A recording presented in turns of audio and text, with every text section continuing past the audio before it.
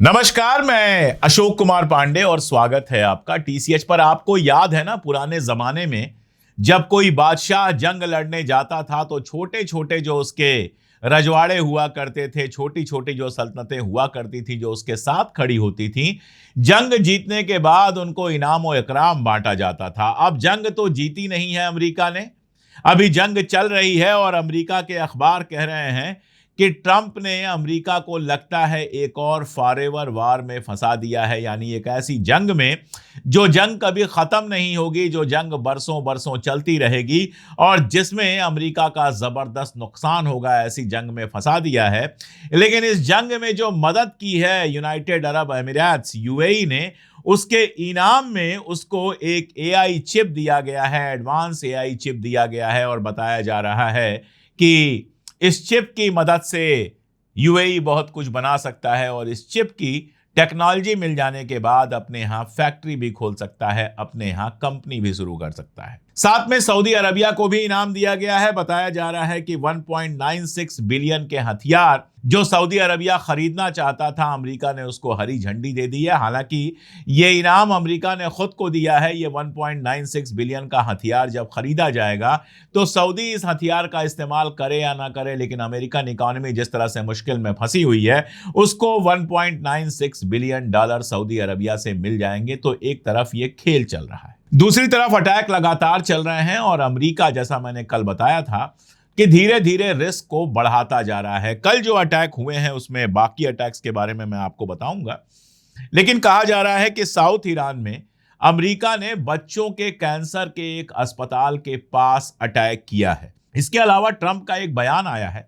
अब ट्रंप के दिन में कई बयान आते हैं, कई बयान एक दूसरे के उलट आते हैं, लेकिन उनमें से एक बयान है जिसमें वो कह रहा है कि अगले हफ्ते जो है पावर प्लांट्स और ब्रिजेज के ऊपर हम हमला करेंगे, यानी पुलों के ऊपर हमला करेंगे, पावर प्लांट्स के ऊपर हमला करेंगे। इधर ईरान जो हमले कर रहा है, ऐसा लग रहा है बहुत सोच समझ के हमले कर रहा है, इसलिए अब तक उसने सिर्फ और सिर्फ मिलिट्री ठिकानों को निशाना बनाया है। ऐसी जगहों पर उसने हमला नहीं किया है कि कल कहा जाए कि तुमने एस्केलेशन किया है। मैं इस पर बहुत डिटेल में बात करूंगा, लेकिन उसके पहले अमेरिकी सिस्टम के अंदर ऐसा लगता है कि एक अलग तरह की दरार आ गई है। इस दरार को दो तरीके से देखा जा सकता है। पहला तरीका तो कल एक बिल पर वोटिंग हुई है और वो बिल लाया गया था इस बात के लिए कि इजराइल को इमदाद बंद कर दी जाए। जो मिलिट्री की इमदाद दी जाती है, जो हथियारों के लिए पैसा दिया जाता है, वो पैसा बंद किया जाए।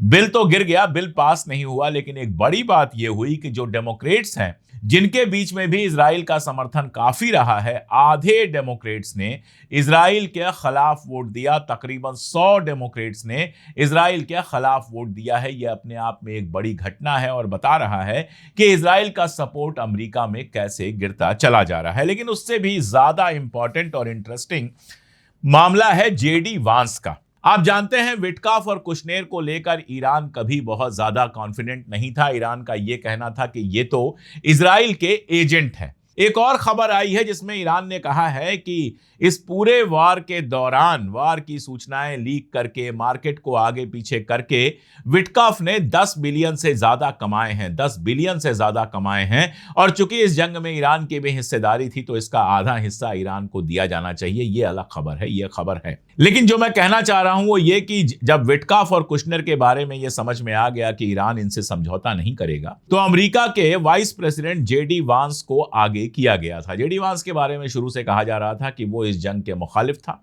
आपको पता है कि जब ये चुनाव हुआ था इस बार का, तो ट्रंप ने यह वादा किया था कि नो मोर वॉर्स, अब और जंगें नहीं होंगी, जो जंग चल रही हैं उनको भी खत्म किया जाएगा, यहां समझौता किया जाएगा, वहां समझौता किया जाएगा। लेकिन जब से ट्रंप आया है लगातार कहीं ना कहीं जंग चल रही है। अब जेडी वांस भी यही वादा करके आया था और ट्रंप का टाइम तो खत्म हो रहा है। जेडी वांस तो अगला राष्ट्रपति बनने के बारे में सोच रहा है। तो बहुत लोगों का कहना है कि वो शुरू से ही इस जंग के खिलाफ था और यहां तक कि जंग के दौरान जो मीटिंग्स वगैरह होती थी उसमें कई बार जेडी वांस नहीं आया। और फाइनली जब ईरान के साथ समझौते की बात आई तो जेडी वांस को भेजा गया था। यहां तक की कहानी आप जानते हैं। कल जेडी वांस ने एक इंटरव्यू दिया। अमेरिका का मशहूर पॉडकास्टर है द जो रोगन और उसका पॉडकास्ट है द जो रोगन एक्सपीरियंस। उसमें लंबा इंटरव्यू दिया है। कल मैं ये इंटरव्यू सुनने बैठ गया और पूरे वक्त मैं ये इंटरव्यू सुनता रहा, पूरा इंटरव्यू मैंने सुना। इस इंटरव्यू में जेडी वांस ने ना केवल एप्स्टीन के भूत को फिर से जिंदा कर दिया है, बल्कि इजराइल के ऊपर जबरदस्त अटैक किए हैं। जेडी वांस ने दो बातें जो इसमें कही हैं वो बहुत गौर से सुनने लायक हैं, उनको बहुत गौर से सुनिएगा। देखिए, मैं जानता हूं बड़ा इंटरेस्टिंग होता है ये बताना कि अमेरिका ने ये तोड़ दिया, ईरान ने ये तोड़ दिया, यहां पर बम गिरा, यहां पर मिसाइल गिरी, लेकिन ये जो बम और मिसाइल चलती हैं ये तो जमीन पर दिखाई देती हैं। इनके पीछे जो किस्से होते हैं, इनके पीछे जो पॉलिटिक्स चल रही है, उन्हीं से यह तय होता है कि जंग रुकेगी या जंग चलेगी, और उन्हीं से यह तय होता है कि आगे क्या होने वाला है होर्मुज में और उसके बाहर भी। होर्मुज को लेकर भी कुछ इंटरेस्टिंग खबर है, बने रहिएगा, बताऊंगा, लेकिन जेडी वांस वाली पहले सुनिए। और उसके पहले ये अपील सुन लीजिए कि इतनी मेहनत हम लोग कर रहे हैं, आप सब्सक्राइब का बटन क्यों नहीं दबा पाते हैं? बड़ा आसान सा होता है। हर वीडियो देखता हूं मैं बाद में जब एनालिसिस, तो पता चलता है कि 60-70% लोग ऐसे हैं जिन्होंने सब्सक्राइब नहीं किया है लेकिन रेगुलर वीडियो देख रहे हैं। तो उन 60-70% लोगों से ये अर्ज है हमारी कि सब्सक्राइब कर लीजिए ताकि लगातार देख पाइए वीडियोस को। फिर आप नहीं पूछेंगे कौन सा किस डेट का है, कौन सा किस टाइम का है, आपको पता रहेगा। खैर, आगे बढ़ते हैं। जेडी वांस ने इस इंटरव्यू में दो बहुत इंपॉर्टेंट बातें कही हैं। पहली बात तो यह कही है कि एप्स्टीन का कोई ना कोई रिश्ता डायरेक्ट इजराइल के साथ रहा है और इजराइल ने एप्स्टीन का इस्तेमाल किया है। अब इजराइल ने एप्स्टीन का इस्तेमाल क्या किया है ये आप सब जानते हैं। वहां के पॉलिटिकल लीडर्स को, वहां के आर्मी के ऑफिसर्स को और वहां के इंपॉर्टेंट लोगों को एप्स्टीन ले जाता था अपने आइलैंड पर, वहां पर अय्याशी करवाता था, सबके वीडियो बनते थे और वो वीडियोस इजराइल के पास होते थे जिनसे ब्लैकमेल करके इजराइल अपने मन का काम करा रहा है। जेडी वांस का नाम पूरी एप्स्टीन फाइल में कहीं नहीं आया है। अगर आप देखें तो ट्रंप के आसपास जितने लोग हैं उसमें जेडी वांस एक अकेला ऐसा है जिसका नाम कहीं उस फाइल में नहीं आया है। और अब जेडी वांस कह रहा है कि इजराइल ने एप्स्टीन का इस्तेमाल किया है। इसका मतलब यह है कि वो कहना यह चाह रहा है कि इजराइल हमारे नेताओं को, हमारे लोगों को ब्लैकमेल कर रहा है और अपने हिसाब से काम कर रहा है। दूसरा, उसने सीधे सीधे गो टू हेल कहा जब उससे पूछा गया सवाल कि क्या इजराइल का जो सिस्टम है वो अमेरिका के ऊपर प्रेशर बना रहा है इस वार को जारी रखने के लिए। और इस पर जो उसने आगे जवाब दिया है वो और इंपॉर्टेंट है। उसने कहा नियोकॉन्स यानी कि ट्रंप के जो नए समर्थक हैं, ये जो हैं ये लगातार ऐसा माहौल बना रहे हैं कि जो एमओयू ईरान के साथ हुआ था वो खतरे में पड़े, जंग चले और लगातार चले। अब ये एमओयू जो हुआ था उसमें सबसे ज्यादा मेहनत अगर अमेरिका की ओर से किसी ने की थी तो वो जेडी वांस ने की थी। अमेरिका का चेहरा बनकर स्विट्जरलैंड गए थे, वहां उन्होंने सारी बातचीत की थी, एमओयू बना था और अब उस एमओयू को होर्मुज में दफन कर दिया गया है। तो जाहिर है गुस्सा तो होगा ही, लेकिन इस गुस्से का निशाना उसने अमेरिका से ज्यादा इजराइल को बनाया है। उसका कहना है कि इजराइल हमारे सिस्टम को प्रभावित करता है, इजराइल हमारे सिस्टम को डायरेक्ट करता है और इजराइल के प्रेशर में ही एमओयू को किनारे किया गया है और दोबारा जंग शुरू की गई है। अब अगर देखें तो उसने नाम तो नहीं लिया है लेकिन यह सीधे सीधे ट्रंप पर हमला है। अब एक आदमी का मामला नहीं है कि जेडी वांस एक आदमी ने कहा है। दरअसल जेडी वांस रिप्रेजेंट कर रहा है अमेरिका के उस सेक्शन को और यहां तक कि रिपब्लिकन लीडरशिप के उस सेक्शन को जिसका यह मानना है कि इजराइल के प्रेशर में अमेरिका ये जंग बढ़ा तो रहा है लेकिन ये जंग कहीं जानी नहीं है और इसमें सिर्फ और सिर्फ अमेरिका का नुकसान होना है। अमेरिका को इस जंग से बाहर निकल जाना चाहिए था और इसकी जो वजहें हैं उन वजहों को समझिए और इसके जो इशारे हैं उनको समझिए। मैंने आपको वॉल स्ट्रीट जर्नल की यह खबर दिखाई थी शुरू में, दोबारा दिखाता हूं। यह खबर नहीं है, एनालिसिस है और इस एनालिसिस में कहा जा रहा है कि ट्रंप रिस्क्स फॉरएवर वॉर, यानी ट्रंप एक और ऐसी जंग में फंसने जा रहा है जहां से अमेरिका नहीं निकल पाएगा। और यह बात इसलिए मजेदार है कि ट्रंप से जब कहा जाता है कि ईरान में लंबा टाइम हो गया तो वो कहता है कि ईरान में तो 4 महीने ही लगे, इराक में इतने साल लगे थे, वियतनाम में इतने साल लगे थे। ये जो वियतनाम, इराक और इस तरह के वार हैं वो फॉरएवर वार थे। अफगानिस्तान फॉरएवर टाइप का वार था जो लंबे समय तक 10 साल 15 साल तक चलते रहते हैं, जिसमें अमेरिका का सिर्फ नुकसान होता है। बताइए अफगानिस्तान में क्या मिला? अफगानिस्तान की अच्छी खासी प्रोग्रेसिव सरकार को किनारे कर दिया गया, तालिबान फिर से सत्ता में आ गए और ज्यादा खतरनाक होकर सत्ता में आ गए। महिलाओं की हालत वहां पे खराब है, ह्यूमन राइट जैसी कोई चीज नहीं है। और अमेरिका को अपना सारा लक्कड़ लोहा उठाकर वहां से भागना पड़ा। आज अमेरिका का कोई नाम लेवा नहीं है अफगानिस्तान में। और यही कहा जा रहा है कि ईरान में भी ट्रंप ने ऐसे ही वॉर में अमेरिका को फंसा दिया है, जहां से कुछ मिलने वाला नहीं है। और आप देखिए ट्रंप लगातार आगे पीछे कर रहा है। ये जेडी वांस का बयान याद रखिए, और उसके बाद ट्रंप का एक दूसरा बयान रखिए याद, जिसमें वो कहता है ईरान वांट्स टू सेटल, लेकिन हम तब सेटल करेंगे जब ईरान वेल बिहेव करेगा। ये उसकी स्टाइल है। वो कभी सीधे ये नहीं कह सकता कि हम भी समझौता चाहते हैं। वो ये माहौल बनाना चाहता है कि हम तो बिल्कुल नॉन बायोलॉजिकल हैं, हम तो बिल्कुल महाबली हैं, हमारा सीना तो 56 इंच का है, हम तो दबने झुकने वाले हैं ही नहीं। ईरान ही बार बार कह रहा है कि समझौता कर लो। इसका मानी ये होता है कि समझौते की कोशिश ट्रंप कर रहा है। ट्रंप कहीं ना कहीं से चाह रहा है समझौता हो जाए। अगर वो ऐसा कह रहा है तो इसका असल मानी यही होता है। इतने दिनों से वार चल रहा है, अब ये समझ लेना चाहिए कि ट्रंप के जो बयान हैं उनको किस तरह से समझा जाए। अच्छा, मुझे ये बात थोड़ी सी ज्यादा पॉजिटिव इसलिए लग रही है। लोग कह सकते हैं कि आप समझौते की बात कर रहे हैं और वहां तो लड़ाई चल रही है, लेकिन क्यों लगती है मैं बताता हूं। देना करारी का नाम शायद आप लोगों ने सुना हो। देना करारी है तो ईरान की, लेकिन उनके पास जो सिटीजनशिप है वो अमेरिका की है। साल डेढ़ साल पहले देना करारी को ईरान ने गिरफ्तार किया था और ईरान ने ईरान से बाहर जाने पर उनके बैन लगा दिया था। वो एक तरह से आप कह सकते हैं ईरान की कैद में थी। आरोप यह लगा था कि देना करारी जो है वो ईरान में आकर जासूसी कर रही है और इसलिए उनको रोक के रखा गया था। अब कल अचानक यह खबर आती है कि ईरान ने उनको रिहा कर दिया है और अमेरिका जाने की इजाजत दे दी है। इस तरह के मूव को कहते हैं गुडविल मूव। देखिए, जंग चल रही है, जंग के बीच में इस तरह की रिहाइयां नहीं होती हैं। इनको रखा जाता है संभाल के कि कल अमेरिका पर प्रेशर बनाने के काम आएगा कि तुम ये करोगे तब हम रिहा करेंगे, तुम ये नहीं करोगे तो हम नहीं रिहा करेंगे। ट्रंप लगातार इस बात को कह रहा था कि देना करारी को छोड़ा जाना चाहिए, वो अमेरिकन सिटीजन है। हालांकि अमेरिकन सिटीजन्स गजा के अंदर भी मारे गए, तब ट्रंप ने ऐसा कुछ नहीं कहा। तो देना करारी को लेकर अगर वो परेशान था तो मान के चलिए कि देना करारी के पास कुछ ऐसे राज थे जो वो नहीं चाहता था कि ईरान के पास पहुंचे, और मुझे उम्मीद है कि अब तक ईरान के पास पहुंच गए होंगे। तो एक गुडविल मूव करते हुए ईरान ने देना करारी को रिहा किया है और अमेरिका जाने दिया है। अब यह खबर देखने में बहुत छोटी लगती है, लेकिन कल को यह खबर बड़ी हो सकती है। कल को यह बात बाहर आ सकती है कि अंदर अंदर कुछ बात चल रही थी, टेलीफोन कॉल्स चल रहे थे, जिनके चलते ईरान ने गुडविल जेस्चर दिखाते हुए देना करारी को छोड़ दिया। ये डिप्लोमेसी ऐसे ही होती है, इंटरनेशनल रिलेशंस ऐसे ही चलते हैं।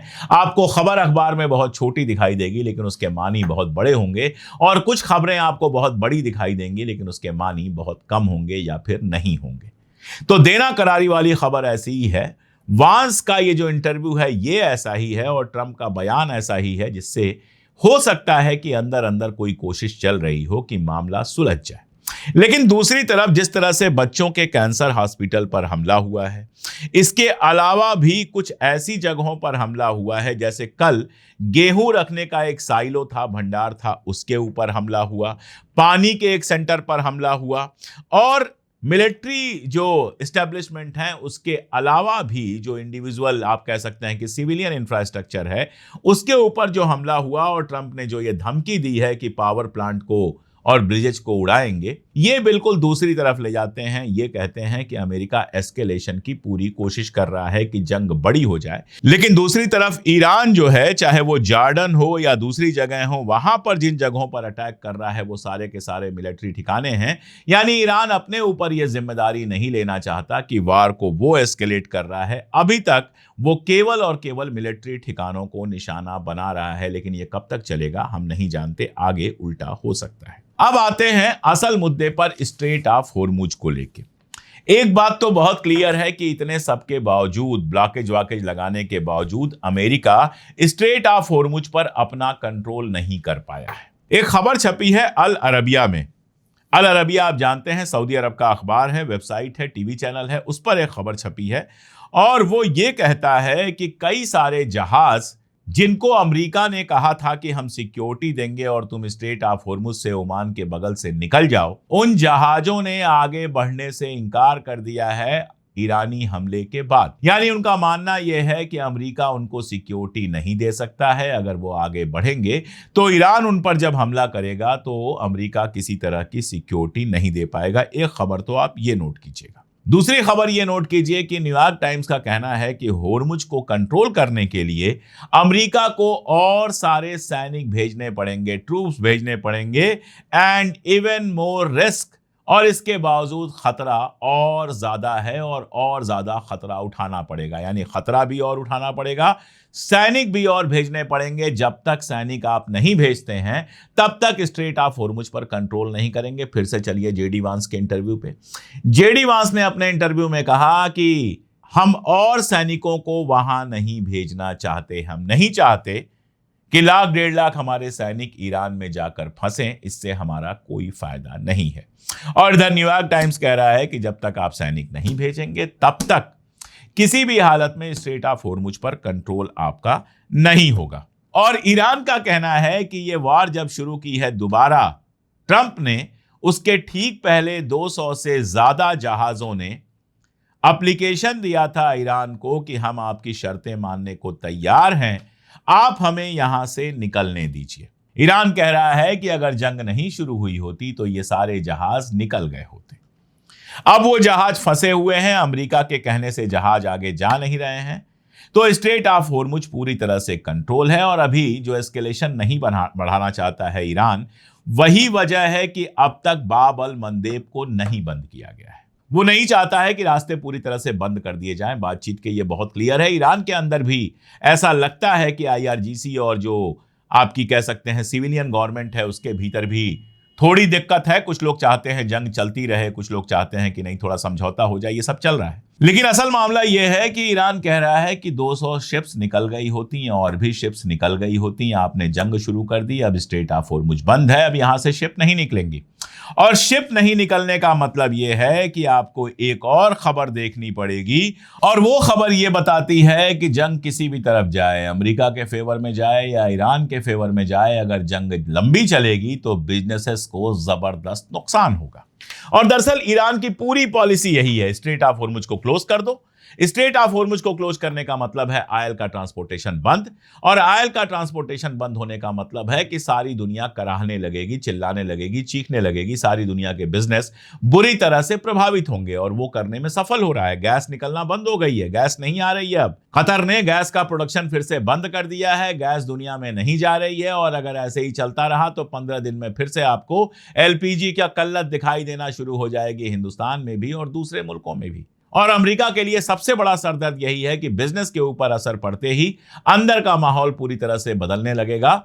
जो बार बार कह रहा है जेडी वांस अपने बयान में कि अमेरिका के लोगों का परसेप्शन ऐसा बदलने की कोशिश की जा रही है कि वो ईरान पर वार का सपोर्ट करने लगे। और उसको लेकर उसने इजराइल पर जो इशारा किया है, इशारा क्या सीधा निशाना लगाया है, वो यही कह रहा है कि आप लोगों को बेवकूफ बना रहे हो कि ईरान वार में आपका फायदा होगा, जबकि अगर ईरान वार लंबा चलेगा तो हर तरह का नुकसान होगा। और उसी की तस्दीक ये खबर कर रही है कि हर तरह के बिजनेस पर रिस्क होगा। और यही सबसे बड़ा तुरुप का इक्का है फिलहाल ईरान के पास। इसीलिए वो जंग बढ़ाने की जगह, एस्केलेशन करने की जगह, वो सिर्फ अमेरिकी ठिकानों पर हमला कर रहा है। और अपनी पूरी ताकत उसने स्ट्रेट ऑफ होर्मुज पर लगाई हुई है। और वही एक जगह है जहां अपने तमाम बयानात के बावजूद ट्रंप घिरे हुए हैं और ट्रंप को कोई रास्ता नहीं सूझ रहा है। तो ये जंग किस तरह से आगे चलेगी ये देखना होगा। जैसे जैसे इकोनॉमिक प्रेशर बढ़ेगा, ट्रंप और अमेरिका बातचीत की बात करेंगे। जैसे जैसे संडे आएगा, बातचीत की बात करेंगे कि मंडे की मार्केट ठीक से खुले।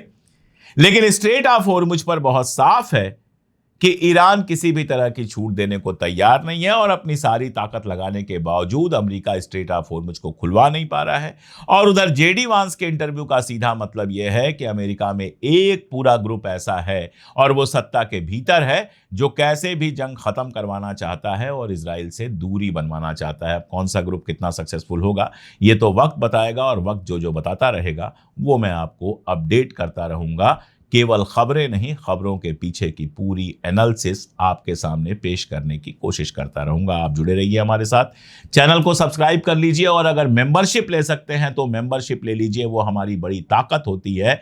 एक मेंबरशिप लेकर आप हमारी फैमिली में शामिल होते हैं और हमारी बड़ी ताकत बनते हैं। वो कोई मुश्किल काम नहीं है। एक क्यूआर कोड आपको दिख रहा होगा स्क्रीन पर, आप उसको स्कैन कर सकते हैं या फिर मैंने पिन कमेंट और डिस्क्रिप्शन दोनों में लिंक दे दिए हैं, वहां से भी आप सीधे हमें ज्वाइन कर सकते हैं। आप साथ आएंगे तो सच बोलने की हमारी हिम्मत और बढ़ेगी। आज के लिए इतना ही, बहुत शुक्रिया।